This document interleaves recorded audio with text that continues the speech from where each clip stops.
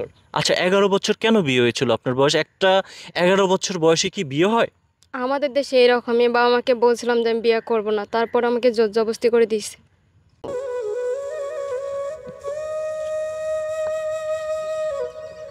বাবার বলতে জন্য পারি না, বাবা মার জন্য কান্দো না, হ্যাঁ না? অনেক মন খারাপ। আজকে আসছেন এত বছর পরে, বাবা মা পাশে নাই। আরে আপনি তো গর্বে ধরেছেন, আপনার তো মেয়ে, আপনার মেয়েকে জোর জবরদস্তি করে ১১ বছর আপনি বিয়ে দিয়েছেন। হাবিবা, দেখতে পাচ্ছেন এই তরুণী ৩টা বছর সৌদি আরব ছিলেন, কিন্তু এখন এই গত ৪-৫ দিন হয়েছে বাংলাদেশে এসেছেন।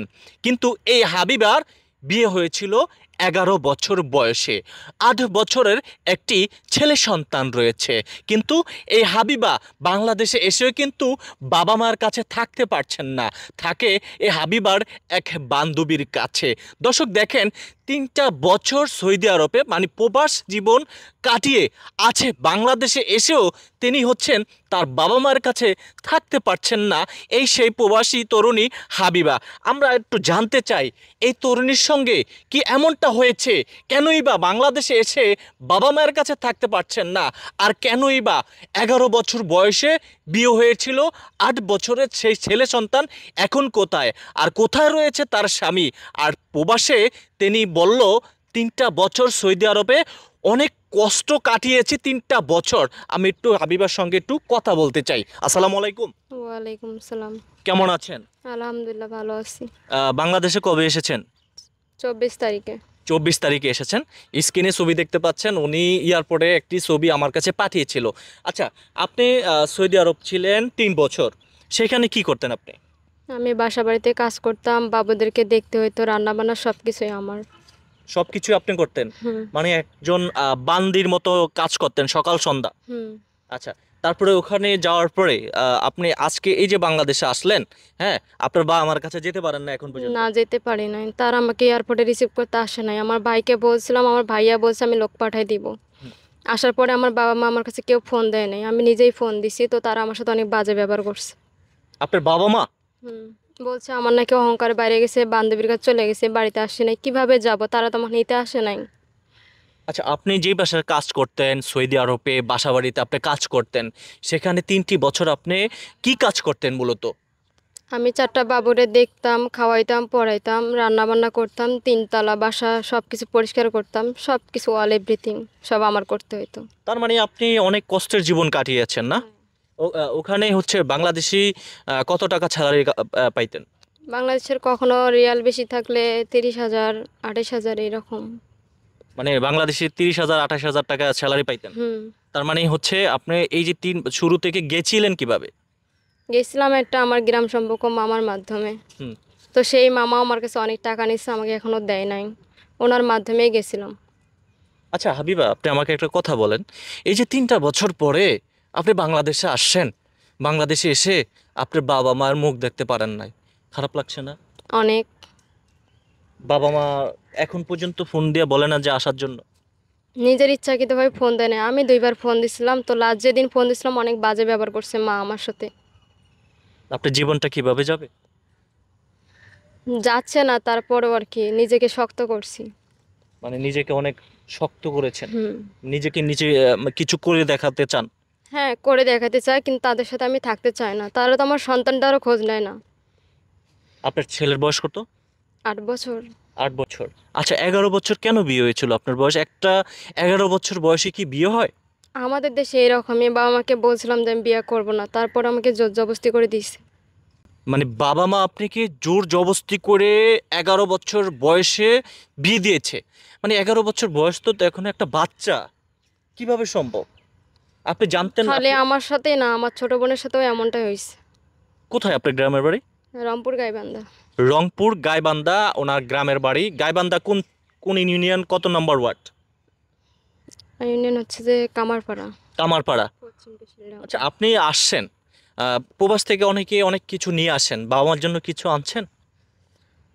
কি নিয়ে আসবো আমি তাদের জন্য? আমি তো মার্কেটে যাইতে পারি নাই। আর আমি মাকে বলছিলাম তোমার জন্য কিছু আনতে পারি নাই, এখানে তোমার কিছু বানাই দিব।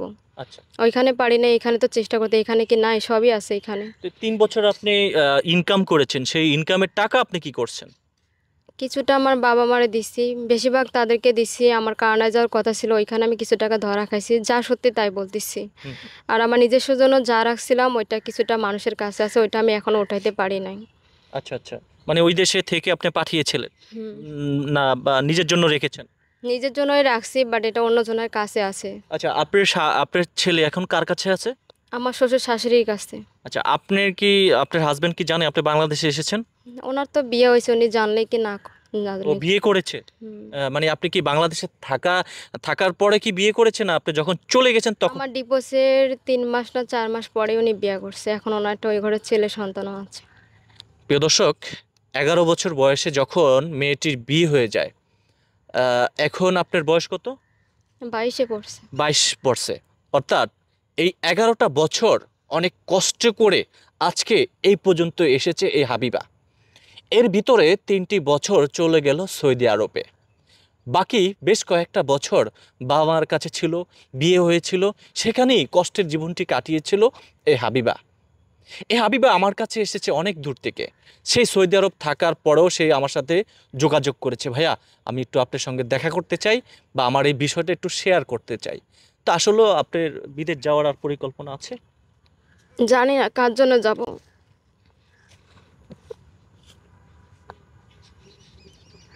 বাবার বলতে জন্য? পারি না। বাবা মার জন্য কান্দো না, হ্যাঁ না? অনেক মন খারাপ হয়।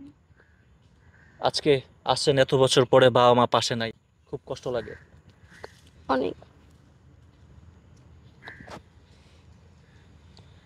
দর্শক, জানি না কেন কেন এরকমটা মানুষের সাথে ঘটে। আজকে এই বোনটির কথাগুলো শুনে রীতিমতো আমারও খারাপ লাগছে। 3টা বছর থেকেও বাংলাদেশে এসে সেই বাবা মার কাছে যেতে পারে নাই। আজকে যদি বাবা মা না থাকতো সেটা ছিল অন্য হিসাব। তো এরা কিরকম বাবা মা, আমি প্রশ্ন করছি। আর যদি এর বাবা মা ভিডিওটা দেখে থাকেন, আরে আপনি তো গর্বে ধরেছেন, আপনার তো মেয়ে, আপনার মেয়েকে জোর জবরদস্তি করে 11 বছর আপনি বিয়ে দিয়েছেন। আমি আমার বাবা মাকে ফোন দিয়ে বলছিলাম যে আমি যেদিন আমি আসছি অনেক অসুস্থ ছিলাম, অনেক অসুস্থ। তো আমার মাকে আমি বলছিলাম যে আমি আসার পরের দিনকে তোমাদের কাছে ফোন দিছি, আমার তো এই কয়দিনেতে একবার খোঁজ নেওয়া উচিত ছিল। তখন বলছে যে বৃষ্টির জন্য আমরা দোকানে যাইতে পারি নাই। তো আমি বলছি বৃষ্টির অজুহাত কেন দাও? তখন বলছে তোমার দেশে আসার পর অহংকার বাইরে গেছে, তুমি যে কয় লাখ টাকা দিছো আমাদেরকে ইনকাম করে সেগুলো তোমাকে ফেরত দিয়ে দিব। তখন আমি বলছিলাম ঠিক আছে, তাহলে টাকা দিয়ে যদি কোনো সম্পর্ক হয় তাহলে আমার নামটা ভুলে যাও, আমার নাম বলে কোনো মেয়ে নাই, এটা বলছিলাম। লাস্ট ওই দিনেই কথা হয়েছে, অনেক বাজে ব্যবহার করছে আম্মু আমার সাথে। আমার ছেলেকে দেখতে যেতে বলছিলাম যে আমার ছেলেকে একটু দেখতেও যান না। তখন বলছে যে হ্যাঁ এখন ছেলে ছেলে করো, বিদেশে থাকো, এই জন্য শ্বশুর শাশুড়ি তোমাকে ভালোবাসে বেশি, তার জন্য এখন তাদের ভক্ত ওখানে যা আসো। মানে যে আমি যে আমার বান্ধবীর কাছে আছি ওরা বিশ্বাস করে না, ভাবছে যে আমার শ্বশুরবাড়ির ফ্যামিলির কারোর সাথে আমি এখানে আসি। মানে আপনার বাবা মা এটাই হ্যাঁ ভাবছে? এটাই ভাবছে আর কি, যে তুমি বাড়িতে না এসে ওইখানে আসো। তো আমাকে যদি না নিতে না কেউ আসে আমি কিভাবে যাব? এটা বোঝাইতে পারি নাই যে আমি ওদের একটু ভালোবাসার জন্য এরকম করে কথাটা